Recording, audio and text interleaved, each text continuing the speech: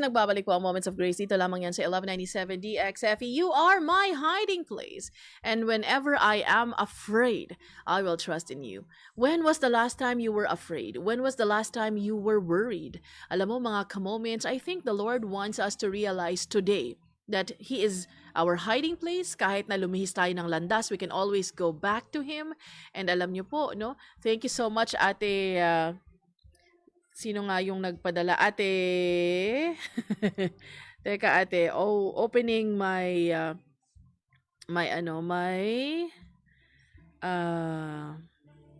messenger.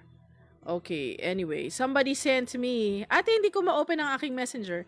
But somebody sent me Romans 9:20 kanina. Kasi di ba hinahanap ko yung verse kanina na Romans 9:20, but who are you, a human being, to talk back to God?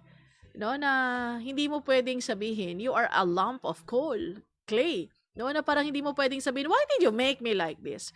Pero alam niyo mga ka-moments, ganun tayo. No, who are you to talk back to God? Hindi nga natin pwedeng suwayin yung ating mga boss. Di ba, hindi nga natin pwedeng sabihin na, oy boss, teka lang, bakit ganyan yung mga desisyon mo? Mali, no? Hindi mo pwedeng sabihin yan sa principal mo. Kaya mo bang sabihin? Hindi. Because mahirap na. No, baka mawalan tayo ng trabaho. But why is it when it comes to God, ang bilis nating, Lord, why? Bakit minyo inalaw ito? Para naman talagang may karapatan tayong magtanong, no, sa Panginoon. Para naman talagang, Lord, hindi ito pwede. No, you cannot allow this to happen in my life because this and that, this and that. Alam niyo po, wag na tayong magtanong kay God. Manalig na lamang talaga tayo that He knows what is best. Hindi lamang hanggang salita, ka-moments, but even in our thoughts, even in the way we do things. No, na Lord, I do not like my situation, but because you allow this to happen, I will trust you. I'd like to bring you to Isaiah 43 verses 2 and 3. Isaiah 43 verses 2 and 3 says, when you go through deep waters and great trouble, I will be with you. When you go through rivers of difficulty, you will not drown. When you walk through the fire of oppression, you will not be burned up. The flames will not consume you. For I am the Lord your God. Ano po ba ang napapansin ninyo doon sa mga verses na yon sa Isaiah 43, 2 and 3. Hindi promise, no, na Magnolia, hindi ka dadaan sa mga malalalim na water. No, hindi rin sinabi na Kuya Ray Prado, there will be no great trouble. No, Ate Georgie, hindi sinabi na if you go through rivers of difficulty, hindi ka dadaan doon. No, walang sinabing ganyan. Ang sabi was, when... Remember our discussion before, the difference between when and if? If is 50-50, no? If is pwedeng mangyari, pwedeng hindi. But when we say when, it is going to happen. It is just a matter of time. It will happen. And Isaiah 43 verse 2 starts with when. So, kinaklaro na talaga sa word ni God na, anak, dadaan ka sa mga deep waters and great trouble. Grabe, no? Okay na sana yung deep waters lang. Pero meron pang and. Okay na sana sa and great trouble. Pero meron pang dagdag sa second sentence, when you go through rivers of difficulty. No, pero alam niyo po mga ka-moments, even if those things happen, meron pang when you walk through the fire of oppression. Naku, may kakilala ako ngayon, nagpapapray, no?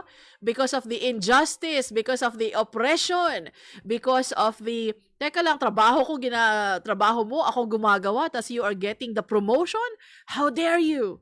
No, when you walk through the fire of oppression, alam niyo po mga ka-moments, lahat daw ng ito pagdadaanan natin. When you go through deep waters and great troubles, I will be with you. So kahit na ikaw ay dumaan sa mga matitinding pagsubok, ang promise ng Panginoon is that He will be with you. Kahit na ikaw ay pumunta doon sa mga rivers of difficulty, as what Isaiah 43, 2 and 3 says, you will not drown. No, na parang, yes, mahihirapan ka. Siguro yung water hanggang leeg na. No, na parang, Lord, teka lang, hindi ko na po kaya, but you will not drown. This is God's promise. You will not drown. Pero dadaan ka sa mga operasyon. Dadaan ka sa mga 180 ang iyong blood pressure, but you will not drown. When you walk through the fire of oppression, kagaya nito, no, na parang, Lord, it's so unfair. Bakit siya po yung napapansin? Bakit siya yung mga napapadala sa training? Ako naman ang gumagawa lahat. No, Lord, ako ang nag-type, ako ang gumawa ng paper na yan, pero bakit pangalan niya po ang nandoon? Tapos nung mga recognition na, teka lang, Lord, dapat ako yung umaakyat sa stage kasi trabaho ko yan. No, or siguro, life is so unfair na hindi mo naman responsibility pero napipilitan ka na tumayo. If you're a single parent now, no, especially pag wala ka nakukuhang ayuda galing sa tatay ng mga anak mo, that is oppression. Kasi responsibilidad ng tatay yan. No, na panagutan ang kanyang ginawa. This is oppressive. No, yung boss mo, ang minimum wage is 500, binibigay sa'yo 150. But because you do not have a choice, you need to eat. Kukunin mo yun. Alam nyo mga ka-moments, even if you are being oppressed, you will not be burned. The flames will not consume you. Who is promising this? God.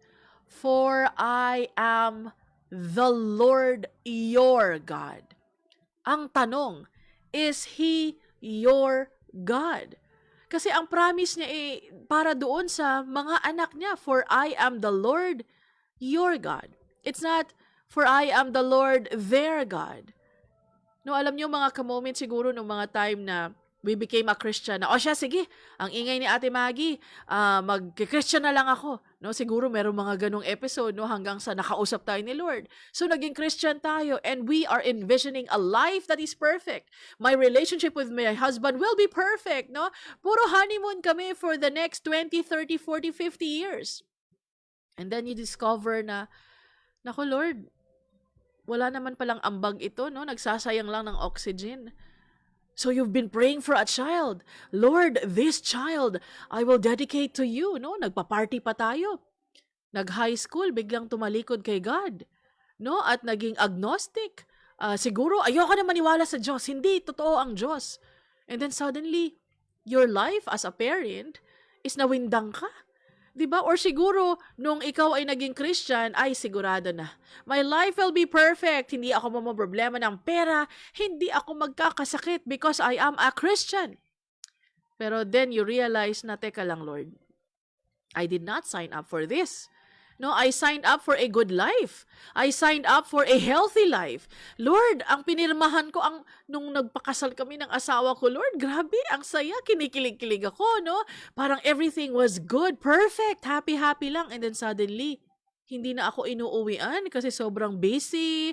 Tapos biglang sumakabilang bahay na. Alam nyo, living a Christian life is never going to be perfect. Kasi you are a fallen person living in a fallen world. Ang daming mga trials na kailangang pagdaanan, especially ng isang believer. Pero alam mo kung ano ang difference ng isang believer ni Jesus Christ versus somebody who is not a believer? Alam nyo kung totoo kang believer ng Panginoong Jesus, alam mo na kahit na sobrang hirap na ng iyong pinagdadaanan, He has promised to be with you.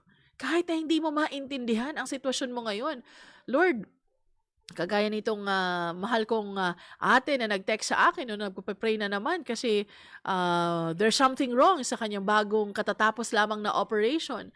Na parang, Lord, when is this going to end? Happy na ako, Lord, na naoperahan ako, everything is okay, and then suddenly sa susunod na check-up, makita that there is something wrong. Alam mo yun, yung maguguho na naman ang mundo mo. Okay na sana, Lord eh. Bakit parang paasa, Lord? Pero alam niyo po mga ka-moments, we will all go through different trials, relationships, finances, even physical, mental. Makakapagbuntong hininga ka na lang talaga.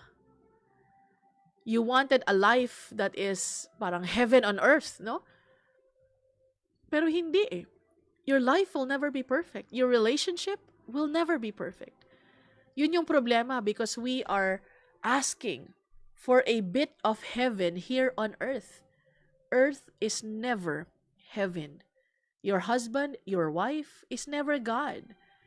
Everything that you see around you are fallen people, fallen beings, going through the same things that you are going through. Pero alam nyo, dapat yung what sets us apart is the last phrase of Isaiah 43 verse 3. For I am the Lord your God. Is He your God? If you are claiming that Jesus Christ is your Lord, that you have put your faith and your trust in Him, that is enough. Na ilang taon akong magsasuffer sa mundong ito, alam ko that my perfect life na gusto ko ay darating sa akin. It will never be here on earth. Nag-away kayo ng asawa mo, tumahimik ka na lang. No, wag ka na makipag-away. Wag mo nang dagdagan ng panggatong ang fire. No, you just learn to be silent, and in your silence, wag kang mag-breed ng bitterness sa puso mo. In your silence, offer it to God. Alam nyo, there are times, no, pag nagkakaroon kami ng argument ni Enteng, meron naman talagang ganun, no? Hindi naman ako proud na sinasabi sa inyo na meron kami mga ganong episodes, but I know that you can relate. Kasi aminin mo man or hindi, meron din kayong mga arguments here and then, mag-asawa, di ba? So what I do most of the time, because it's not always what I do, but most of the time, and ideally, we just need to shut up and pray. No, wag mo nang dagdagan yung galit sa puso mo. No, na parang bantay ka lang talaga, mamaya na naman talaga. Wag na pong ganun. Dumiretso na po tayo sa Panginoon na, Lord, alam niyo po, nagalit na ako, Lord. Pero kausapin niyo po si Lord. No, na Lord, baguhin mo ako kasi kung hindi, Lord, nako, baka ano pa ang magawa ko, ano pa ang masabi ko. While here on earth, God's will is seldom done. No, I wish that I will do God's will all the time. Pero hindi, because of my evil free will. No, ginagawa ko yung mga bagay that's not pleasing in the eyes of God. Ang ending ng kwento, ako din ang magsasuffer. Diba, this planet is broken. Yung ating weather, na teka lang, bakit mainit at umuulan na parang hindi naman ganito, no? It's either mainit ka, nandiyan ka, or umuulan ka. But ngayon, hindi, no? Mas marami ng mga, ang gulo na ng weather. Yung economy natin, mga ka-moments, grabe. Sabi nila, ang gasolina papalo ng 100. Nasa mga 90 na nga ang iba ngayon, 80 plus na nga, di ba? So, hindi imposible na mag 100. Yung ating pagkain, ako, wala na tayong kakainin, kaya kailangan na magtanim on our own. 'Di ba? Ang mga katawan namin, tayo, ikaw din, no? Yung ating health is failing. Our relationships do not work right. In case you still do not realize, mga ka-moments, sin is causing our lives all these things. Perfect ang plano ng Panginoon, and yet pinasukan ng kasalanan. Pero even if we are reassured, we are being assured of God's presence in times of trouble. Bakit ko nasabi yan? Because that is what Isaiah 43 verses 2 and 3 says. When you go through deep waters and great trouble, I will be with you. Ikaw ba to ngayon? Ikaw ba yung parang nalulunod na? Kasi hindi mo alam kung ano ang iyong gagawin. You do not know what to prioritize. You do not know what to do first. No? You're overwhelmed with all these things. The verse continues, when you go through rivers of difficulty, you will not drown. Hindi pala na mamamatay ka na, no? Na parang hindi ko na kayang huminga, Lord. No, when you walk through the fire of oppression, you will not be burned up. The flames will not consume you. Alam mo ba mga ka-moments, kahit nagalit talaga sa'yo, nang gagalaiti sa galit, no? Napuputol na yung ugat sa leeg, sa kakasigaw, galit na galit sa'yo yung mga kaopisina mo, boss mo, for as long as God wants you there, nothing is going to happen to you. But, if God allows you to go through something Mahirap man, don't give up. No, na Lord, do you still want me to be here? Or gusto niyo na pong lumipat ako? Alam nyo, nothing is permanent. No one is permanent. You are not permanent. No, so even if you go through these difficult times, the Lord is promising that you will not be consumed, you will not drown, because He is the Lord your God, and He will be with you every step of the way. Alam mo ba, Philippians 4:13 says, I can do all things through Him who strengthens me. All things means, hindi yung mga bagay na ikaw ang nagdesisyon.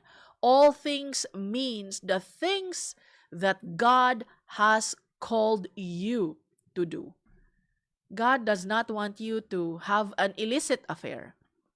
No, God does not want you to have vices. No, so wag mong i-claim na, ay, itong relationship ko sa aking kabit. No? Kabit is kabit, no? Let us call a sin a sin. No, itong aking kabit, ibe-bless ito ni Lord kasi mabait na ako. No, and sabi ng Philippians 4:13, I can do all things. Makakayanan kong itaguyod ang dalawang pamilya.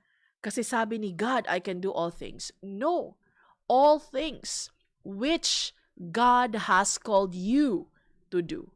Ikaw ba ay tinawag niya sa opisinang yan? Kung tinawag ka ni God sa opisinang yan, kahit na ano ang sabihin sa'yo, kahit na pagtangkaan ka man, if God placed you there, there is nothing that God will allow that is not part of His plan. All things means everything that God has called you to do. Kamoments, if you are living a life that is not pleasing to God, it is not yet too late to come back and be part of this promise na hindi tayo iiwan ng Panginoon. God will support you in your trouble. He will always give you the strength that you need for today. Ano bang gustong ipagawa ng Panginoon sa'yo? Ano ba ang gusto niyang itama sa buhay mo? Alam niyo, masakit pag tayo ay dinidisiplina ni God. Ako nasasaktan pag dinidisiplina. No? And most of the time, I willingly submit. But sometimes, no? Lord, bakit? Ay, hindi pwede to. Lord, napaka-unfair. Pero alam nyo, thank you, Ate Bing Concepcion, no? Romans 9:20, but who are you, a human being, to talk back to God? Kamoments, whatever He wants us to do today, it may be difficult. But Isaiah 43:2 and 3 says, when you go through deep waters and great trouble, I will be with you. When you go through rivers of difficulty, you will not drown. When you walk through the fire of oppression, you will not be burned up.